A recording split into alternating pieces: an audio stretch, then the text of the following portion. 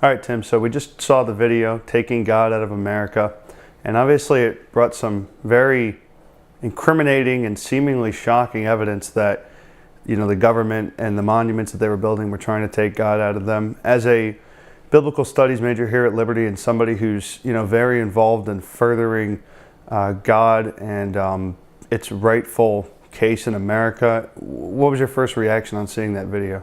Well, a lot of it I knew already, but it's just kind of shocking when you see evidence after evidence after evidence of the government trying to systematically remove God, even from monuments and things already in existence. One of the ones that stuck out to me is that in the room where the House of Representatives, where they meet, it does say "In God We Trust," but the visitor center model that anyone can see, they don't include that, and it's a very intentional thing, trying to make a politically correct government area.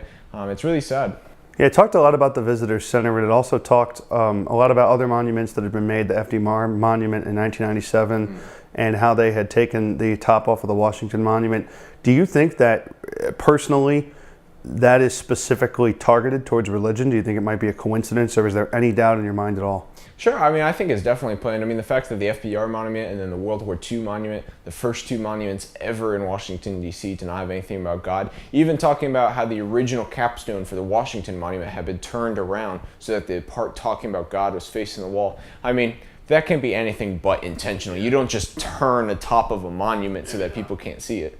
Now, talk a little bit about what you learn in classes here at Liberty in your biblical studies classes with professors like Dr. Heinsohn about how God was so instrumental in the foundation of America and the founding fathers bringing it over and coming over on that basis of religious freedom and how it was implemented into our early monuments and just the early things that they were making here in America, and they wanted to immediately incorporate God. Talk about what you were taught kind of in classes here at Liberty about how that all went together. Sure. Well, the entire founding of America, it's based off of the idea of religious freedom. The earliest people coming over, all the pilgrims, they were Puritans, and the reason why they had left is because they were looking for an area to be religiously free. All of our founding fathers, though not all of them were Christians per se, were religious people, and it was based on the facts that even though some of us might have different spiritual beliefs, things like that, we want to create a nation that does not govern how people choose to have personal worship. You can see that with almost all of our founding fathers, and the Lord blessed them with that. They're seeking after Him. He helped them just ingeniously create standards for how we were going to run government. It's sad to see that that's kind of starting to be overturned now, as that can be seen as offensive in today's culture.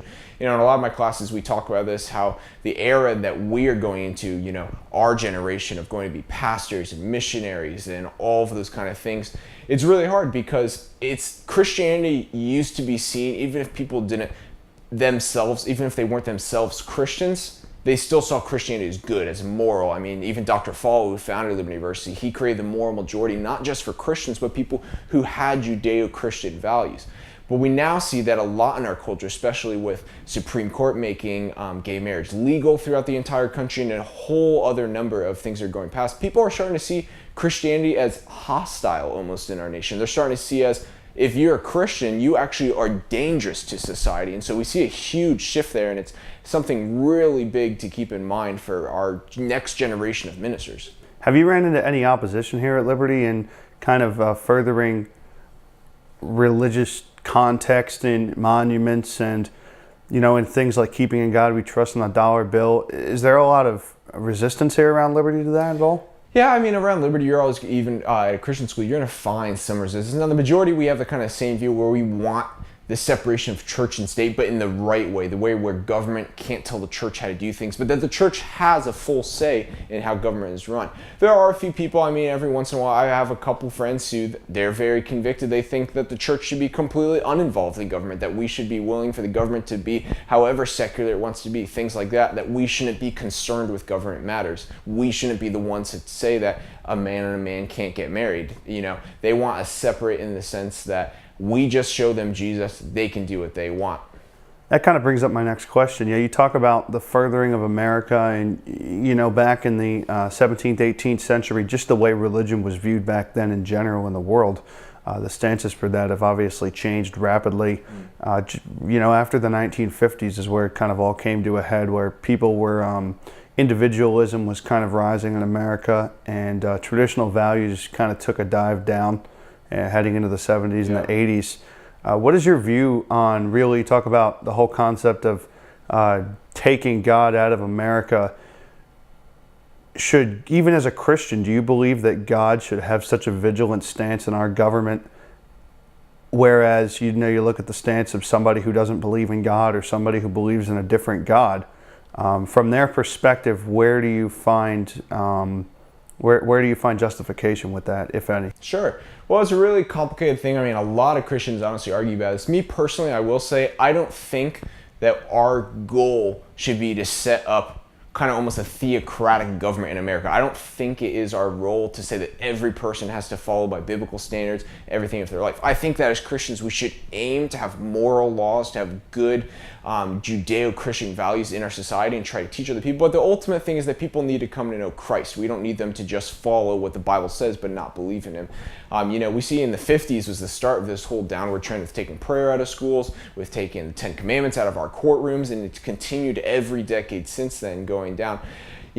I think especially for us who are Christians, our goal needs to not be to bring people to Christ, but to bring Christ to the people. And that's a very big difference. We shouldn't be forcing Christ on them, but we need to be bringing people to Christ, teaching them his ways. So do you think it's more on Christian Americans to try to individually bring Christ to people and get them involved in churches? Or do you think it's more on us to try to elect leaders that would put Christ first in the government for everybody, not just the Christian, but also the non-Christian, try to do things like repeal Roe versus Wade or instill that back into schools? Do you think that's on us to try to get them elected? Or do you think it's okay to elect leaders that are, binding to our beliefs outside of the Bible, maybe fiscal or other social issues? If, a Christian leader, an evangelical leader doesn't necessarily stick out, do you think that's okay? Sure. Well, I'll say I think it's great if people want to go and support a potential presidential candidate, for instance, who is a Christian.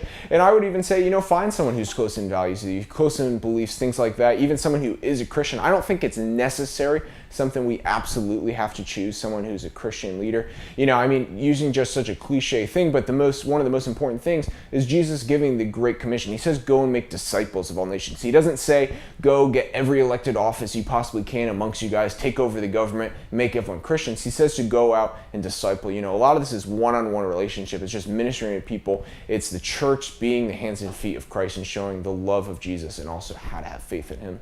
All right, and finally, what do you think we can learn as Christians from that video that we watched?